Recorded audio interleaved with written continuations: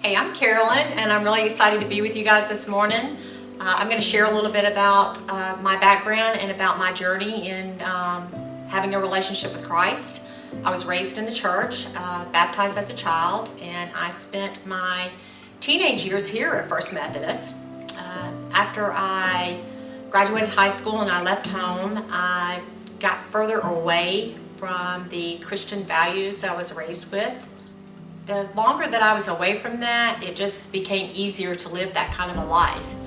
But eventually, that road led me down a really dark path, an isolated path.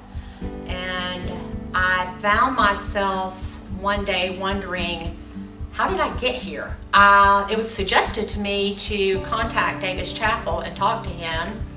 And I was like, I don't want to talk to him and tell him that my life is a mess. But I did. I swallowed my pride, and I did. And he said, why don't you come in here and talk to me? So I did. And I came in, and we talked, and he prayed, and I cried a lot.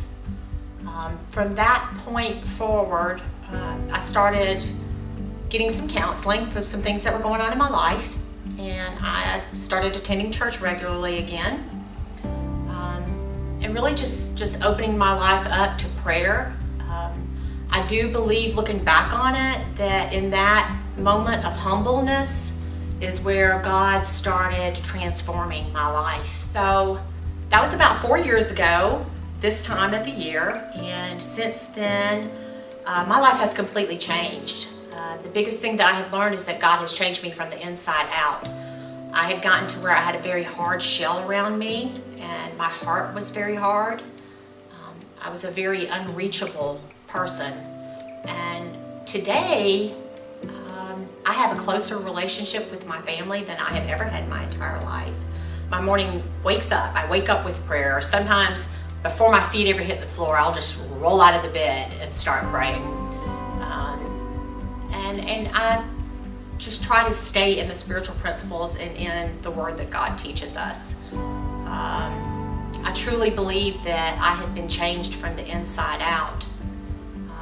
I come in here on Sunday mornings and I will be singing, and I can just feel the Holy Spirit move through me. There is nothing that compares to that feeling. I made the decision to publicly reaffirm my faith because I truly feel like I'm reborn. I have heard people talk about that feeling, and you don't know it until you know it.